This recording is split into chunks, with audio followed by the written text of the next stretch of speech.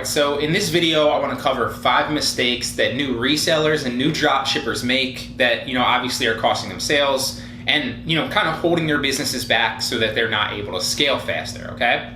Now, I actually have like this list of like all these, these video ideas that I wanted to make. And so this one's pretty much done.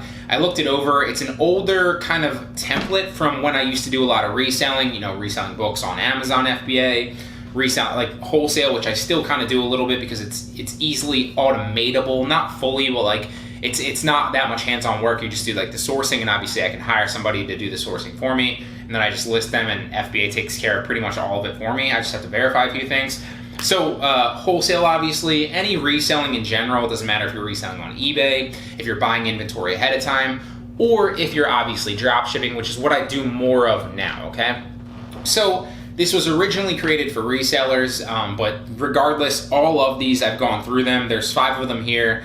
All of these mistakes are both, things that I see within new resellers as well as new drop shippers, okay? So hopefully, if you watch this video, if you're doing one of these, you'll know to stop or that it's a mistake. Or if you're not, or if you're already like an intermediate reseller or drop shipper, or if you're a new person that's about to get started, you can use it as like a good checklist to avoid these mistakes in the future, okay?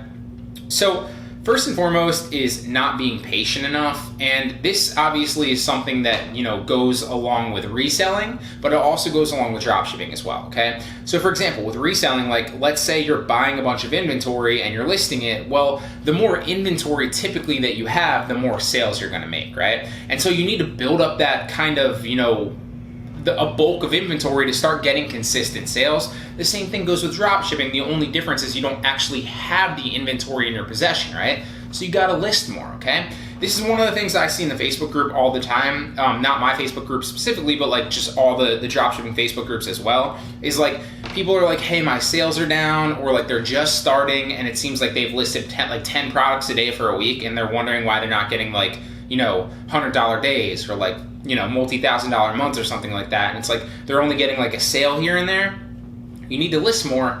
You're not being patient enough, and more realistically, you're not really working hard enough, which ties me into point number 2, which I kind of just covered, is not having enough inventory, okay? Just the same as like not being patient enough, you also need to build up your inventory, because it doesn't matter if you're drop shipping and you're just listing other inventory that you don't have, or if you're purchasing the inventory ahead of time and then listing it. It's just a different approach. Same kind of e-commerce, business model. It's just like, it's not the same business model, but like it's the same overall idea, except one you're purchasing ahead of time and probably getting a better margin on, and then you ship it out yourself. The other one, you're listing other people's products and then kind of facilitating the shipping to the actual customer for the markup and profit.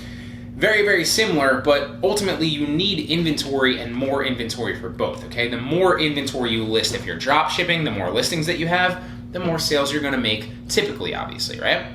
And it's just the same with reselling. If you're buying like liquidation, or you're buying cashback products, or whatever it is, wholesale even as well, right? Like the more inventory, the more listings that you have, the more sales you obviously make, all right?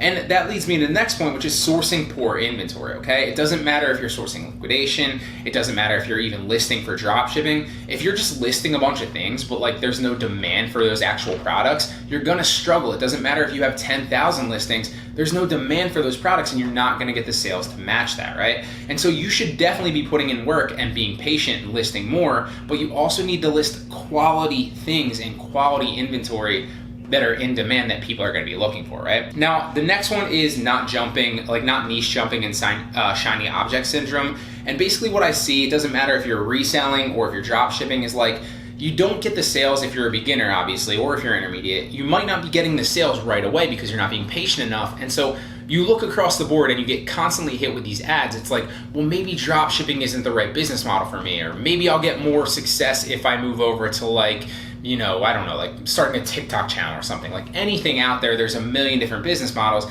And so you need to stick with something and master it and keep working hard and getting better at it, right? If you constantly niche jump, if you start drop shipping and then you're like, okay, well, maybe I'll move to like FBA wholesale, right? And then maybe I'll move to like Shopify drop shipping, and then maybe I'll move over to like starting an Instagram page and trying to be an influencer. Like none of that's going to work. You need to stick with one thing. It doesn't matter if you're drop shipping. It doesn't matter if you're starting, to sell wholesale on Amazon. It doesn't matter if you're flipping books on Amazon.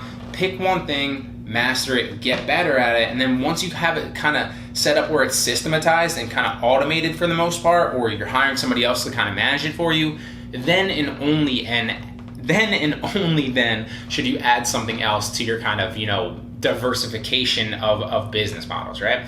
So don't get caught up with shiny object syndrome, and don't niche jump is number 4, okay?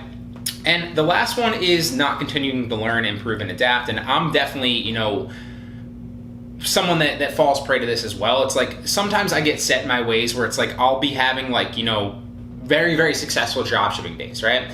And like, or even back when I used to do a lot of books, like I'd have very, very successful purchases and then like a bunch of successful days. But like, if it doesn't matter if it's you, it doesn't matter if it's me, like if I get complacent, I'm just like, oh, I figured it out. That's typically when you're kind of on the edge of the cliff and it's like about to go under and something's going to go wrong, right? And so you should not be getting complacent. It doesn't obviously matter if you're new and you're not getting the sales that you want, because then you won't be complacent. And it also doesn't matter if like you're already successful and you're getting, very, very successful days over and over and over again. You should constantly be learning, constantly adapting, constantly seeing what's next, and kind of anticipating where the dropshipping business model is going to go on Facebook or Amazon, or where your reselling business is going to go on Amazon or eBay or Walmart or whatever. You should constantly be learning, constantly be watching like new videos, and even if it's like from other people that like you might think are below you or like not necessarily at the level that you are, you should be learning from everybody, because chances are you'll find something else out that you might not have known, right? It doesn't matter if you're dropshipping, it doesn't matter if you're reselling. So constantly stay learning. Don't get complacent, because when you're the most vulnerable, honestly, is like when you're starting to have consistent days where you're being successful, because then you get stuck in your ways and you think you figured it out. And chances are like a couple weeks to a month from now, you're not going to be at that level again because you got complacent and you stopped kind of, adding new things to your business, right? And so I kind of wanted to just touch on these lessons. This has been, just sitting here ready to roll for a while now. So that's 5 mistakes that most beginner resellers make. Obviously, this applies to dropshipping as well, or any e-commerce business model, really. To recap, it's not being patient enough, sourcing poor inventory, not having enough inventory, which is a big one that I see, niche jumping or getting caught up in shiny object syndrome, and obviously not continuing to learn and getting complacent when you get successful, okay? So I hope you enjoyed this video. I hope you got a lot of value out of it. Give it a thumbs up if you appreciate the value in it, and I'll see you in the next one.